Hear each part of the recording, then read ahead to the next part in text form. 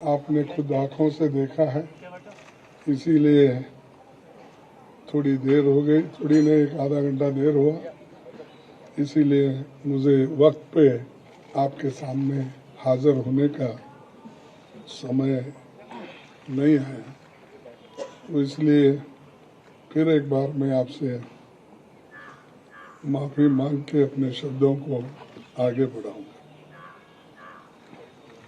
आज़ादी के 75 साल के इतिहास में भारतीय राष्ट्रीय कांग्रेस ने लगातार इस देश की डेमोक्रेसी को मजबूत किया और संविधान की रक्षा की। आज जब डेमोक्रेसी खतरे में है, संविधान पर हमला बोला जा रहा है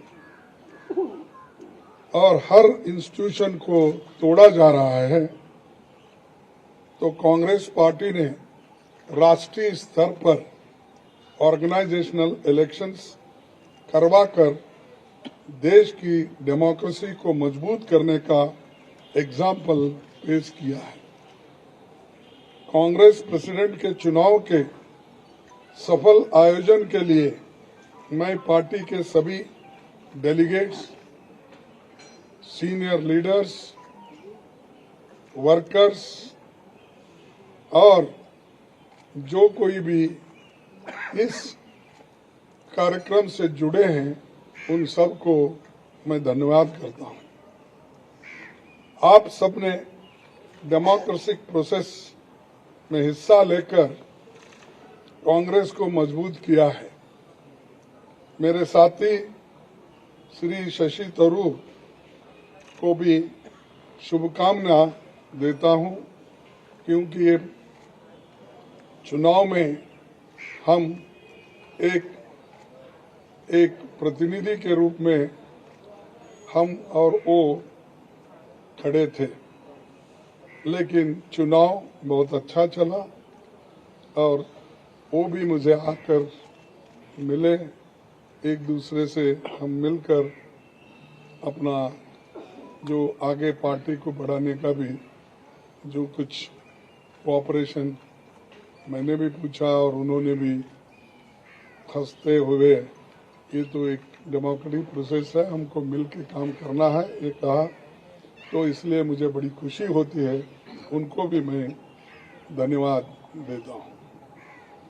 सभी कांग्रेस कार्यकर्ताओं की ओर से मैं श्रीमती सोनिया गांधी का आभार व्यक्त करता हूँ। सोनिया जी ने पर्सनल सैक्रिफाइस कर 23 वर्ष तक कांग्रेस पार्टी के अपने खून पसीने से सींचा है। सोनिया जी की लीडरशिप में न केवल हमने 2 बार केंद्र में सरकार बनाई, बल्कि अनेकों राज्यों में कांग्रेस को रिवाइव किया और राज्यों में भी सरकार उन्होंने बनाई। उनका कार्यकाल इतिहास में याद रखा जाएगा, जो इतने लंबे समय तक पूरा कार्य करके पार्टी को एक शक्ति दी। आज देश में सबसे बड़ी समस्या कमरतोड़ महंगाई यानी इन्फ्लेशन, भयंकर बेरोजगारी अनएम्प्लॉयमेंट, अमीर गरीब के बीच की खाई बढ़ते जा रही है और सरकार के द्वारा देश में फैलाई जाने वाली नफरत। देश की इन समस्याओं के खिलाफ जन आंदोलन तैयार करने के लिए पूर्व कांग्रेस अध्यक्ष श्री राहुल गांधी कन्याकुमारी से कश्मीर तक 3570 किलोमीटर की यात्रा पर निकले हैं। आज पूरा देश उनके संघर्ष से जुड़ रहा है। मैं कांग्रेस जनों और देश के लोगों से अपील करता हूं कि देश के हित में भारत जोड़ो यात्रा में शामिल होकर श्री राहुल गांधी जी के कंधे से कंधे मिलाकर चलेंगे। उन्होंने मुझे 1 घंटा पहले मुझसे उन्होंने कहा कि आपको अभिनंदन, आप कांग्रेस के अध्यक्ष बने हैं और मैं एक कांग्रेस के सिपाही के नाते काम करते रहूँगा और आगे बढ़ेंगे सब मिलके, ऐसा उन्होंने मुझसे कहा। इसीलिए मुझे बड़ी खुशी होती है कि वो पादयात्रा में रहते हुए वो अपना थोड़ा सा समय मेरे लिए उन्होंने फोन पे बिताया, इसलिए मैं उनका भी धन्यवाद करता हूँ। आज हम सबको मिलकर कार्यकर्ता के तौर पर काम करना है। यहाँ न कोई बड़ा है न छोटा, सब बराबर है। हमें देश के संविधान पर हो रहे हमले और देश की डेमोक्रेसी को खत्म करने की कॉन्स्पिरेसी से मिलकर लड़ना है। हमें फैसिस्ट ताकतों से लड़ना है जो कम्युनलिज्म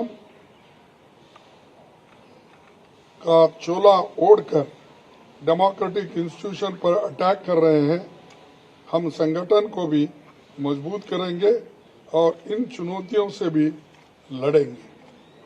दिल्ली की सत्ता पर बैठे हुए हुक्मरान सरकार बातें तो बहुत करते हैं पर काम कुछ नहीं होता और असलियत में उनके चरित्र को 4 शब्दों में अगर मैं बताऊं कि ये है खोखला चना बाजे घना, तो ये उनका काम है।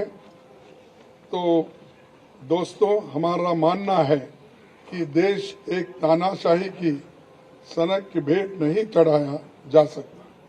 हमें इकट्ठे होकर इन विनाशकारी ताकतों को हराना है। पार्टी के सभी दोस्तों को संसद से सड़क तक लड़ना होगा। बूथ स्तर पर संगठन के हर साथी को जोर से संघर्ष करना होगा। मुझे विश्वास है कि जैसे आपने मुझ पर भरोसा जताया है और गरीब परिवार में जन्मे एक सामान्य व्यक्ति को, एक सामान्य कार्यकर्ता को कांग्रेस का अध्यक्ष बनाया है, मैं आपके भरोसे पर खरा उतरने की पूरी कोशिश करूंगा। जय हिंद, जय Congress. Thank you. So there will be another opportunity. Kharge Saab has. I am very fortunate that I am in charge of the same state that Kharge Saab comes from. So he has asked me to request to all of you. उन्होंने मुझे आपसे सादर हाथ जोड़कर अनुरोध करने को कहा है कि 26 तारीख को वो अपना कार्यभार संभालेंगे और उस दिन एक व्यापक पत्रकार वार्ता कर बहुत सारे सवालों का जवाब लेंगे। आज हम सब ने उन्हें अनुरोध किया कि आज आप अध्यक्ष निर्वाचित हुए हैं, आप आज जरूर पत्रकार मित्रों को से मिलिए, अपनी टिप्पणी करिए, एक व्यापक पत्रकार वार्ता जिसमें आपके सब सवालों का जवाब वो लेंगे। उन्होंने मुझे अनुरोध किया है आपसे अनुरोध करने को कि आप थोड़ा सा धैर्य रखें और 26 को आपके सब सवाल लेंगे। बहुत बहुत धन्यवाद। तो मैं आपसे क्षमा चाहता हूं और यहाँ की स्थिति क्या है आपने खुद आंखों से देखा है, इसीलिए थोड़ी देर हो गई, थोड़ी नहीं, एक आधा घंटा देर हुआ, इसीलिए मुझे वक्त पे आपके सामने हाजिर होने का समय नहीं है। तो इसलिए फिर एक बार मैं आपसे माफी मांग के अपने शब्दों को आगे बढ़ाऊंगा। आजादी के 75 साल के इतिहास में भारतीय राष्ट्रीय कांग्रेस ने लगातार इस देश की डेमोक्रेसी को मजबूत किया और संविधान की रक्षा की। आज जब डेमोक्रेसी खतरे में है, संविधान पर हमला बोला जा रहा है और हर इंस्टीट्यूशन को तोड़ा जा रहा है, तो कांग्रेस पार्टी ने राष्ट्रीय स्तर पर ऑर्गेनाइजेशनल इलेक्शंस करवाकर देश की डेमोक्रेसी को मजबूत करने का एग्जाम्पल पेश किया है। कांग्रेस प्रेसिडेंट के चुनाव के सफल आयोजन के लिए मैं पार्टी के सभी डेलीगेट्स, सीनियर लीडर्स, वर्कर्स और जो कोई भी इस कार्यक्रम से जुड़े हैं उन सबको मैं धन्यवाद करता हूं। आप सबने डेमोक्रेटिक प्रोसेस में हिस्सा लेकर कांग्रेस को मजबूत किया है। मेरे साथी श्री शशि थरूर को भी शुभकामना देता हूं, क्योंकि ये चुनाव में हम एक प्रतिनिधि के रूप में हम और वो खड़े थे, लेकिन चुनाव बहुत अच्छा चला और वो भी मुझे आकर मिले। एक दूसरे से हम मिलकर अपना जो आगे पार्टी को बढ़ाने का भी जो कुछ कोऑपरेशन मैंने भी पूछा और उन्होंने भी हंसते हुए, ये तो एक डेमोक्रेटिक प्रोसेस है, हमको मिल के काम करना है, ये कहा। तो इसलिए मुझे बड़ी खुशी होती है, उनको भी मैं धन्यवाद देता हूं। सभी कांग्रेस कार्यकर्ताओं की ओर से मैं श्रीमती सोनिया गांधी का आभार व्यक्त करता हूं। सोनिया जी ने पर्सनल सैक्रिफाइस कर 23 वर्ष तक कांग्रेस पार्टी के अपने खून पसीने से सींचा है। सोनिया जी की लीडरशिप में न केवल हमने 2 बार केंद्र में सरकार बनाई, बल्कि अनेकों राज्यों में कांग्रेस को रिवाइव किया और राज्यों में भी सरकार उन्होंने बनाई। उनका कार्यकाल इतिहास में याद रखा जाएगा, जो इतने लंबे समय तक पूरा कार्य करके पार्टी को एक शक्ति दी। आज देश में सबसे बड़ी समस्या कमरतोड़ महंगाई यानी इन्फ्लेशन, भयंकर बेरोजगारी अनएम्प्लॉयमेंट, अमीर गरीब के बीच की खाई बढ़ते जा रही है और सरकार के द्वारा देश में फैलाई जाने वाली नफरत। देश की इन समस्याओं के खिलाफ जन आंदोलन तैयार करने के लिए पूर्व कांग्रेस अध्यक्ष श्री राहुल गांधी कन्याकुमारी से कश्मीर तक 3,570 किलोमीटर की यात्रा पर निकले हैं। आज पूरा देश उनके संघर्ष से जुड़ रहा है। मैं कांग्रेस जनों और देश के लोगों से अपील करता हूं कि देश के हित में भारत जोड़ो यात्रा में शामिल होकर श्री राहुल गांधी जी के कंधे से कंधे मिलाकर चलेंगे। उन्होंने मुझे 1 घंटा पहले मुझसे उन्होंने कहा कि आपको अभिनंदन, आप कांग्रेस के अध्यक्ष बने हैं और मैं एक कांग्रेस के सिपाही के नाते काम करते रहूँगा और आगे बढ़ेंगे सब मिलके, ऐसा उन्होंने मुझसे कहा। इसीलिए मुझे बड़ी खुशी होती है कि वो पादयात्रा में रहते हुए वो अपना थोड़ा सा समय मेरे लिए उन्होंने फोन पे बिताया, इसलिए मैं उनका भी धन्यवाद करता हूँ। आज हम सबको मिलकर कार्यकर्ता के तौर पर काम करना है। यहाँ न कोई बड़ा है न छोटा, सब बराबर है। हमें देश के संविधान पर हो रहे हमले और देश की डेमोक्रेसी को खत्म करने की कॉन्स्पिरेसी से मिलकर लड़ना है। हमें फैसिस्ट ताकतों से लड़ना है जो कम्युनलिज्म का चोला ओढ़कर डेमोक्रेटिक इंस्टीट्यूशन पर अटैक कर रहे हैं।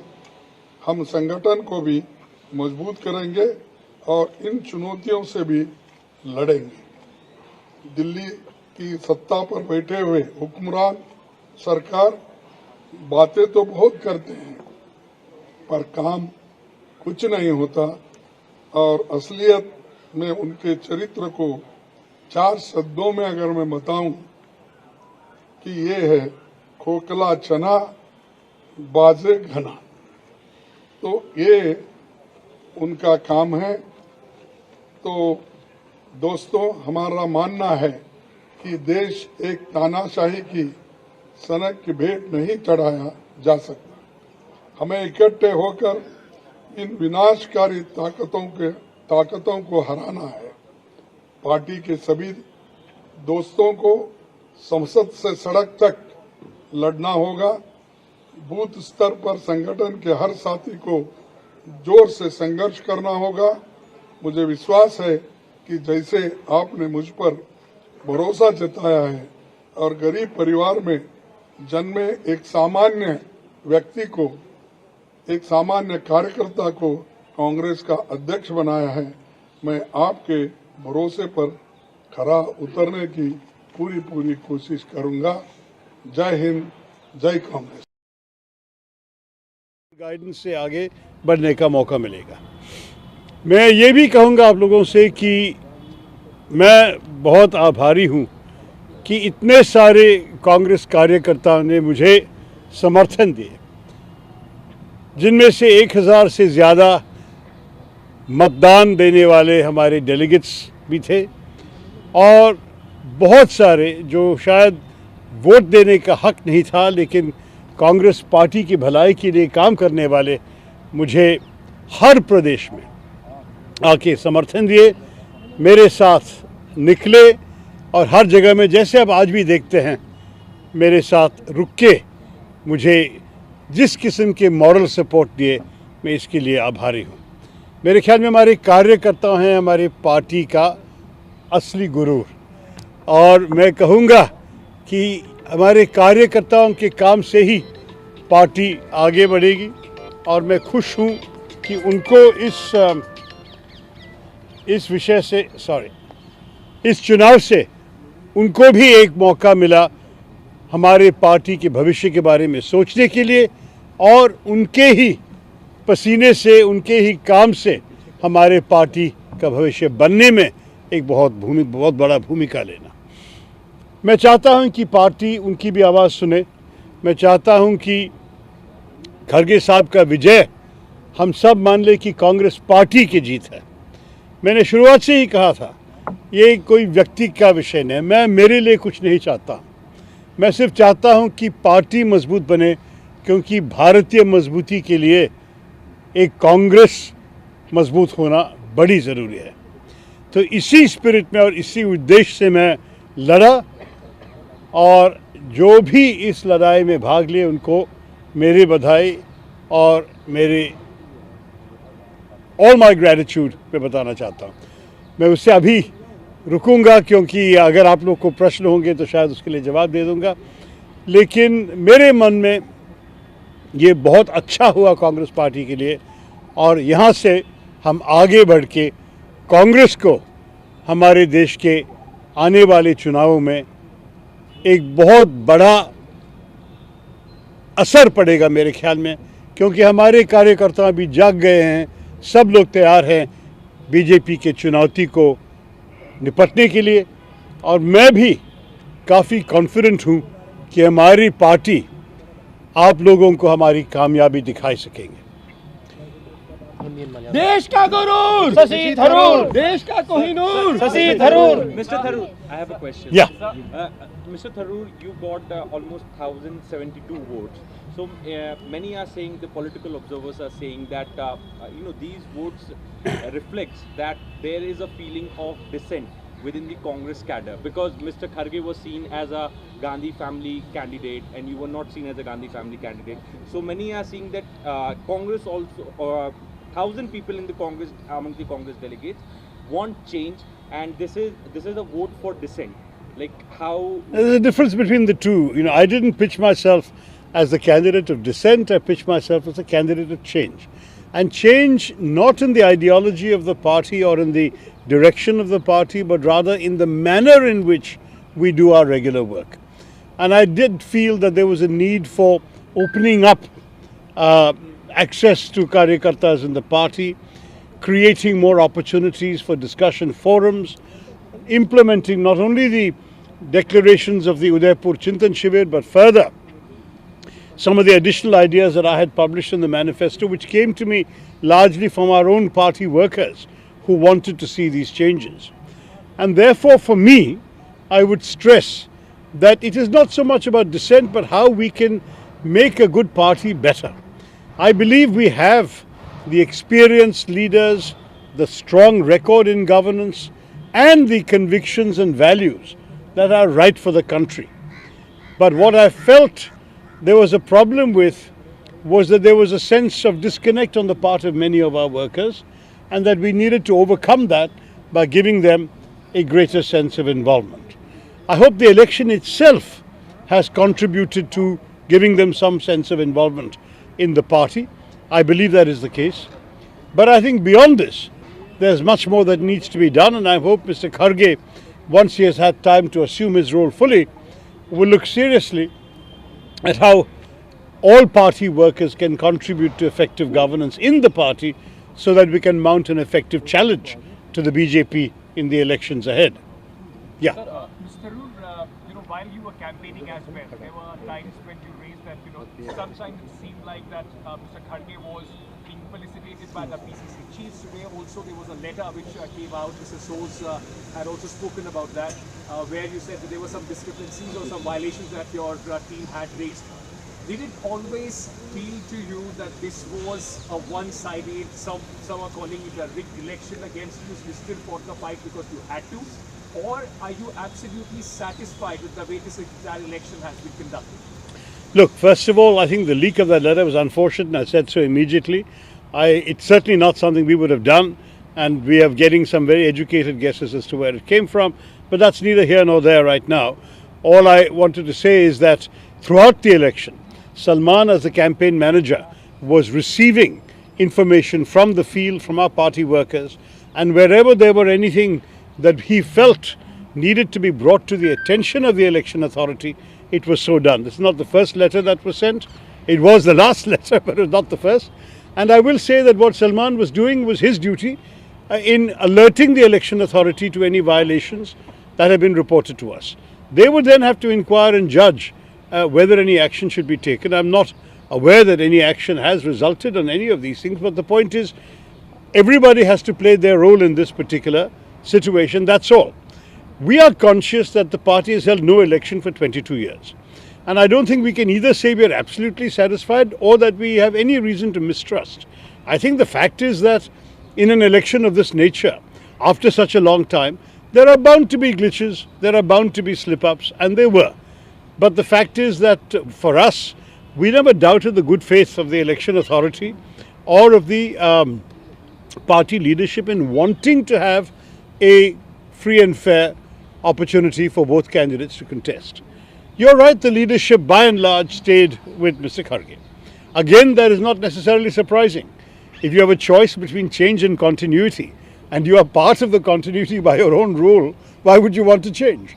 I mean, I must say I admire those who did come out nonetheless and support me, but I would say that that's an inevitable thing. Conversely, a lot of those who signed my nomination forms, a lot of those who accompanied me, a lot of those who sat alongside me in press conferences at PCCs and so on, were also people of some heft in the party, either by virtue of having positions themselves. We've had MPs and fairly senior MPs and former MPs alongside me, but we've also had a lot of party workers who devote hours of their days, day in and day out, in many cases for very many years. Some of them are standing here, they've devoted decades to the party without any such recognition.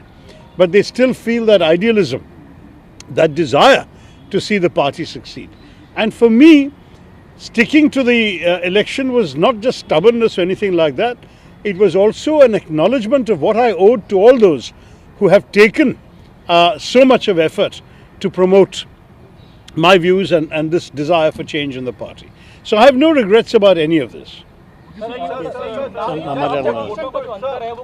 आऊँगा sir 8,000 vote और आपको सिर्फ 1,000 vote, तो आपको लगता है कि जो टॉप लीडरशिप कहीं ना कहीं जैसे G20 के लीडर्स थे वो सपोर्ट में थे खड़गे साहब के, उसका फर्क पड़ा? जो डेलीगेट्स ने वोट डाला तो उनके मन में था कि पहले से समर्थन खड़गे साहब को ज्यादा है तो वोट खराब ना किया जाए। क्या मालूम, आप उनसे पूछना पड़ेगा जो वोट दिया ना। मैं नहीं कह सकता हूँ क्यों लोग वोट किए और क्यों वोट नहीं किए। हमारे मन में जो लोग भी आए हमें समर्थन देने के लिए और जो लोग भी निर्देश मिलते हुए भी और हम उनके नेताओं के इंस्ट्रक्शंस के बावजूद मुझे वोट दिए, मैं उनके लिए बहुत आभारी हूँ। उससे ज़्यादा नहीं कहना चाहता। इलेक्शन खत्म हो गया, do you think that this election was fair because you have been talking about not having a level playing ground? Look, I mean, as I mentioned during the course of the campaign in a cricketing analogy, that the fact is that when you find yourself playing a match on an uneven pitch and the ball bounces and turns awkwardly, you still have to bat. And I have been batting. We were only concerned that there should be no pitch tampering or ball tampering. And I think that for the most part, we have no complaints of that score. In any case, as has been pointed out, the result was pretty decisive. So I think it would be unfortunate to sort of blame conditions. What happened has happened. We have put forward the best account of ourselves that we could, and clearly it wasn't good enough to carry the day. And as far as I'm concerned, my congratulations to Mr. Kharge were genuine. He has, after all, stuck to his campaign and he has won a resounding win, and we should pay tribute to him for that. Sir, and wish him well in this very major responsibility. So you've talked about change, you've talked about reform throughout your campaign. Going forward, do you think that you will continue to raise these issues of reform? Like you've talked about decentralization quite strongly. Going forward, will you continue to take up these causes? Look, in whatever forums are available to me within the party, I will stick to my points, because the fact is that I have been consistent. I think of those who have signed that particular letter, only one other person has stayed with me on upholding the various points we raised in that letter. And I would say that it would be silly to walk away from them, because we were not an organization of dissenters. That was always a mistake. It's a bunch of people who genuinely wanted a stronger Congress and felt that these steps would make the Congress stronger. Now, if at the end of the day, the Congress wills otherwise, that's the party's prerogative. But as long as I have an opportunity to address the leadership, and I do consider Mr. Kharge a friend, which is why I was so happy to go to his home today and congratulate him personally, I will certainly draw attention to some of these ideas and urge him to consider their implementation. ഇത്തരത്തിൽ ഇടപെടലുകളോ അല്ലെങ്കിൽ ഏകപക്ഷീയമായിട്ടുള്ള പിന്തുണയൊന്നും ഇല്ലായിരുന്നുവെങ്കിൽ വിജയം ഉണ്ടാവുമെന്ന് വിചാരിക്കുമായിരുന്നു. അല്ല, നോക്കൂ, ഞങ്ങൾ ഒരു തെരഞ്ഞെടുപ്പിൽ ഇറങ്ങുമ്പോൾ ആരും തോൽക്കാനല്ല ഇറങ്ങുന്നത്. ഞങ്ങളുടെ മനസ്സിൽ ഞങ്ങൾക്ക് പറയാനുള്ള കാര്യങ്ങളെല്ലാം ജനങ്ങൾ കേട്ട് കഴിഞ്ഞാൽ നമ്മൾക്കും ഒരു നല്ലൊരു ചാൻസ് ഉണ്ടാവും ഞങ്ങൾ വിശ്വാസമായിരുന്നു. ഞങ്ങൾ ആ സമയത്ത് ഈ തെരഞ്ഞെടുപ്പിൻ്റെ പ്രോസസ്സ് തുടങ്ങുമ്പോൾ ഞങ്ങൾക്ക് ഒരിക്കലും വിചാരിക്കാൻ സാധ്യതയുണ്ടായിട്ടില്ല ഒറ്റക്കെട്ടിൽ എല്ലാ PCCs നേതാക്കളും എല്ലാവരും കൂടി ഒരുമിച്ച് ഒരു സ്ഥാനാർത്ഥിക്ക് വേണ്ടി മാത്രമേ നിൽക്കുള്ളൂ. അതൊക്കെ നമുക്ക് കണ്ട അനുഭവം കണ്ടിട്ടാണ് ഞങ്ങൾ മുന്നോട്ട് പോയത്. അത് കഴിഞ്ഞിട്ട് നമുക്ക് ചില കാര്യങ്ങൾ മനസ്സിലാക്കാൻ തുടങ്ങി. അത്ര എളുപ്പമായിരിക്കില്ല വിജയം. പക്ഷെ എന്നാലും ഞങ്ങൾ ഓടിപ്പോകുന്നവരല്ല. ഞങ്ങൾ എല്ലാവരും ആത്മാർത്ഥതയോടെ ഇറങ്ങി അവസാനം വരെ ആത്മാർത്ഥതയോടെ പ്രവർത്തിച്ചുകൊണ്ടിരിക്കുന്ന ഒരു വിശ്വാസത്തിലാണ് ഞങ്ങൾ മുന്നോട്ട് പോയത്. അതിനും കാറ്റ് പ്രതീക്ഷിച്ചു, കിട്ടിയതിലൊക്കെ നന്ദി.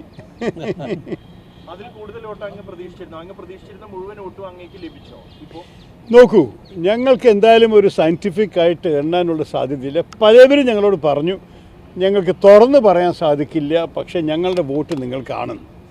അങ്ങനെ പറഞ്ഞവർ എല്ലാവരും വോട്ട് ചെയ്തോ ചെയ്തില്ലേ എന്ന് പറയാൻ ആർക്കാ സാധിക്കുക? അവർ തുറന്ന് പറയുന്നത് മറ്റേ സ്ഥാനാർത്ഥിക്കും, മെല്ലെ പറയുന്നത് ഞങ്ങളോട് പറയുന്നത് ഞങ്ങൾക്കാണെന്ന് പറഞ്ഞാൽ ചില വോട്ടിൽ ഞങ്ങളൊരു കണക്കായിട്ട് ചെയ്തില്ല. പക്ഷെ ഞങ്ങളുടെ മനസ്സിൽ 1000 എന്തായാലും ക്രോസ് ചെയ്യുന്നൊരു വിശ്വാസം ഉണ്ടായിരുന്നു. അത് പൂർത്തിയായി. അത് കഴിഞ്ഞിട്ട് കൂടി കിട്ടിയിട്ടുണ്ടെങ്കിൽ ഞങ്ങൾ ഞെട്ടിപ്പോയിട്ടുണ്ടാവില്ല. അങ്ങനെയൊരു സംഘടനയില്ല. ഞാൻ പല പ്രാവശ്യം പറഞ്ഞിട്ടുണ്ട്, ഇതൊരു മാധ്യമത്തിൻ്റെ മനസ്സിൽ 23 പേര് കോവിഡ് ലോക്ക്ഡൗൺ സമയത്ത് ഡൽഹിയിൽ ഉണ്ടായിരുന്ന ഒരു എഴുത്തൊപ്പിടാൻ, അത്രയേ ഉള്ളൂ. അതിനെക്കാട് കൂടുതൽ പ്രതീക്ഷ നിങ്ങൾക്ക് ഉണ്ടാവരുത്. ഒരു വലിയൊരു സംഘടനയായിട്ട് നടക്കുന്ന ഒരു കാര്യമൊന്നും അല്ല ഇത്.